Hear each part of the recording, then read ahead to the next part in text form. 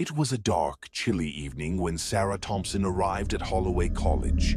The air was thick with the scent of autumn leaves, and the wind whispered through the ancient trees that surrounded the campus. Sarah was a freshman, eager to begin her college life, but the moment she stepped foot on the campus, she felt an eerie sense of foreboding. Holloway College was old, its buildings made of stone that had weathered centuries, and among them, Dunwich Hall stood out as the oldest and most mysterious. Sarah had heard rumors about Dunwich Hall before she arrived. Students spoke in hushed tones about how the building was haunted, about strange noises in the night and shadows that moved on their own. But Sarah, practical and skeptical, dismissed these stories as mere urban legends designed to scare new students. After all, every college had its ghost stories, right? Her room was in Dunwich Hall, on the 4th floor, which was said to be the most haunted part of the building. As she approached the hall with her suitcase in hand, she couldn't help but notice the building's windows. They were dark and seemed to stare back at her like empty, soulless eyes. Shaking off her unease, she pushed open the heavy wooden door and entered the dimly lit lobby. The interior of Dunwich Hall was just as old and foreboding as its exterior. The walls were lined with portraits of stern-faced men and women from centuries past, their eyes following her as she walked down the long, narrow hallway. The air was thick with dust, and the only sound was the creaking of the wooden floorboards beneath her feet. She found her room at the end of the hall, room 407. As she inserted the key and pushed the door open, a cold gust of wind blew through the corridor, causing her to shiver. The room was small and sparsely furnished, with a single bed, a desk, and a wardrobe. A large window overlooked the courtyard below, where the skeletal branches of the trees cast long, ominous shadows. Sarah unpacked her belongings, trying to ignore the growing sense of unease that gnawed at her. As night fell, she climbed into bed, pulling the covers tightly around her. But sleep did not come easily. The wind howled outside, and she could hear the old building groaning as if it were alive. Just as she was about to drift off to sleep, she heard it, a soft, distant whisper. Her heart began to race. She sat up in bed, straining to hear the sound again. The whisper grew louder, but she couldn't make out any words. It was like someone, or something, was speaking just out of earshot. Terrified, Sarah pulled the covers over her head and squeezed her eyes shut, praying for sleep to take her. But the whispering continued, growing louder and more insistent. It seemed to come from within the walls, echoing through the room. Sarah could feel her heart pounding in her chest as fear took hold of her. Just when she thought she couldn't bear it any longer, the whispering suddenly stopped. The room was silent again, save for the sound of her own ragged breathing. The next morning, Sarah felt exhausted. She had barely slept, and the events of the night before weighed heavily on her mind. Determined to understand what was happening, she decided to do some research on Dunwich Hall. She headed to the college library, where she spent hours poring over old. Dunwich Hall had a dark and tragic history, far more sinister than Sarah could have imagined. It was built in the late 1700s as a manor house by a wealthy and eccentric man named Ezekiel Dunwich. He was a reclusive scholar obsessed with the occult, and his fascination with dark rituals and forbidden knowledge soon became the talk of the town. According to local legends, Ezekiel conducted strange experiments in the basement of the manor, and it was said that he dabbled in necromancy, trying to communicate with the dead. The manor's reputation took a darker turn when a series of mysterious deaths occurred. Servants and visitors to the house began disappearing, only to be found later, their bodies mangled and drained of blood. The townspeople whispered that Ezekiel had made a pact with malevolent spirits, and that the house itself had become cursed. Eventually, the manor was abandoned after Ezekiel vanished without a trace, leaving behind only his dark legacy. In the early 1900s, the manor was converted into a dormitory for Holloway College. Despite attempts to renovate and modernize the building, the strange occurrences continued. Students reported hearing whispers in the night, seeing shadowy figures in the halls, and feeling a constant sense of dread. Several students even went missing over the years, never to be seen again. Dunwich Hall quickly earned a reputation as the most haunted building on campus, and many students refused to live there. Sarah's heart raced as she read these accounts. She had always been a skeptic, but the stories she found were too numerous and detailed to dismiss as mere coincidence. The more she read, the more she felt that something truly evil resided in Dunwich Hall, something that had been awakened by her presence. Determined to uncover the truth, Sarah decided to explore Dunwich Hall more thoroughly. She started by examining her own room. After a careful search, she noticed something unusual about the large, old-fashioned wardrobe that stood against the wall. The wardrobe was heavy and intricately carved with strange symbols, but it seemed out of place, as if it didn't belong in the room. When Sarah moved the wardrobe, she discovered a hidden door behind it, barely noticeable in the dim light. The door was small and looked ancient, with rusted hinges and a lock that had long since broken.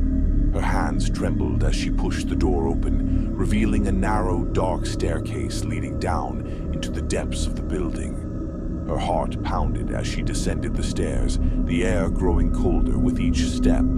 The staircase seemed to go on forever, winding down into the darkness. At the bottom, she found herself in a large circular room, its walls lined with shelves full of dusty, decaying books. In the center of the room was a stone altar, stained dark with what looked like centuries-old blood. The symbols on the walls matched those carved into the wardrobe in her room, and the air was thick with a sense of malevolence. As Sarah explored the room, she found an old journal lying on the altar.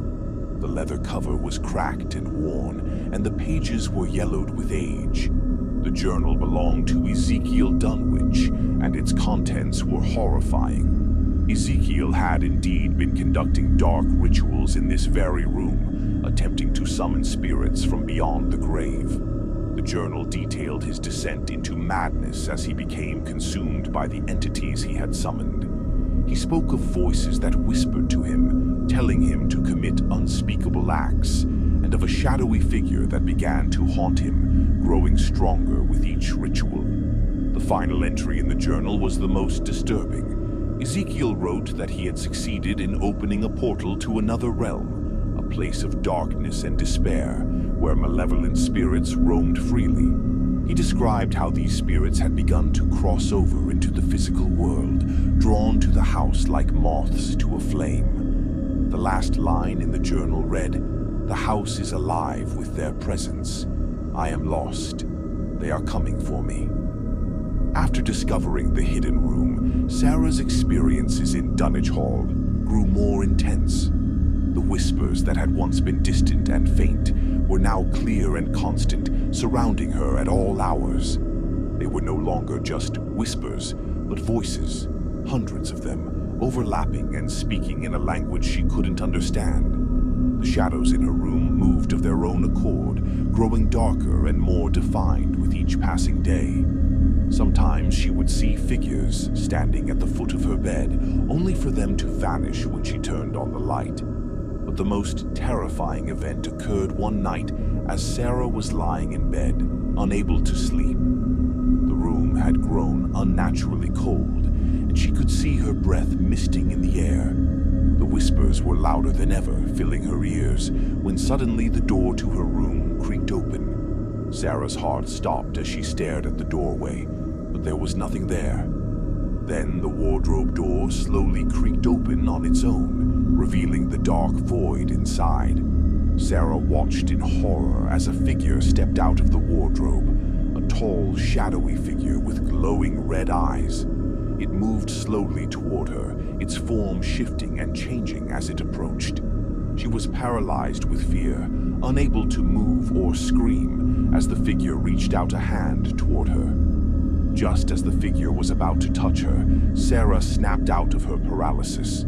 She grabbed the lamp on her bedside table and hurled it at the figure. shattering it to pieces. The light from the lamp flickered for a moment before going out, plunging the room into darkness. But the figure was gone. The whispers had stopped and the room was silent once more. Shaken and terrified, Sarah knew she couldn't stay in Dunwich Hall any longer. She had to leave, but something told her that simply leaving the building wouldn't be enough. Whatever she had awakened, it would follow her unless she found a way to stop it. Desperate and scared, Sarah returned to the hidden room in the basement.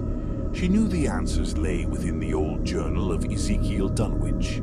She needed to find a way to reverse whatever ritual he had performed and close the portal that had been opened. She carefully read through the journal, paying close attention to the descriptions of the rituals and symbols. It was clear that the spirits had been summoned through a complex series of rituals involving blood sacrifices, incantations, and the use of ancient symbols that channeled dark energy. Ezekiel had made a grave mistake in his quest for power, and now Sarah had to undo it. In the final pages of the journal, she found what she was looking for, a way to close the portal and banish the spirits back to their realm. The ritual required several specific items: a circle of salt, a candle made of black wax, and an incantation that had to be spoken in reverse. Most importantly, the ritual had to be performed in the very room where the portal was opened, the hidden basement chamber.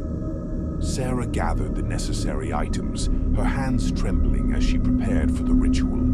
She knew that once she began, there would be no turning back. The spirits would not give up their hold on Dunwich Hall easily, and the ritual would likely draw them to her.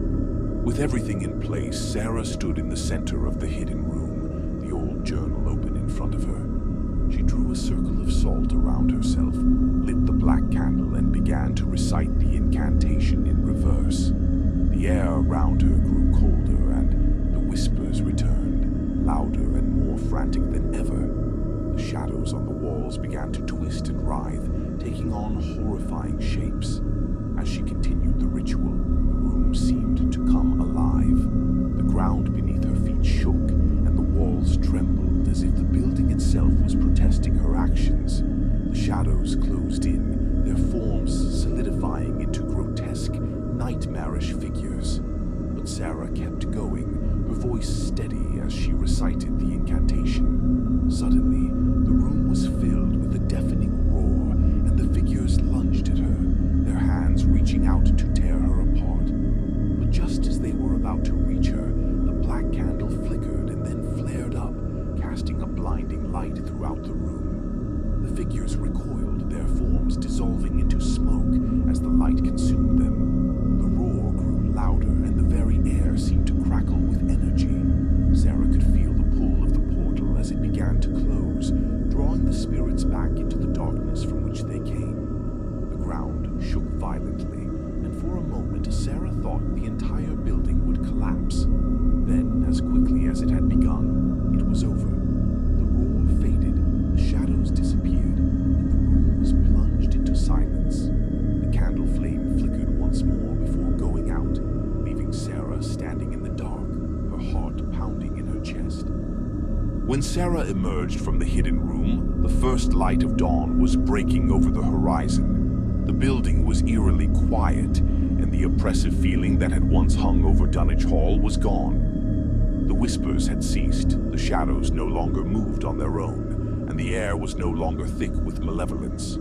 The portal was closed, and the spirits had been banished back to their realm. Sarah wasted no time in packing her belongings. She left Dunwich Hall that morning, not looking back as she walked away from the building that had haunted her dreams. She knew she would never return to Holloway College, nor would she ever speak of what had happened there. The college authorities eventually investigated.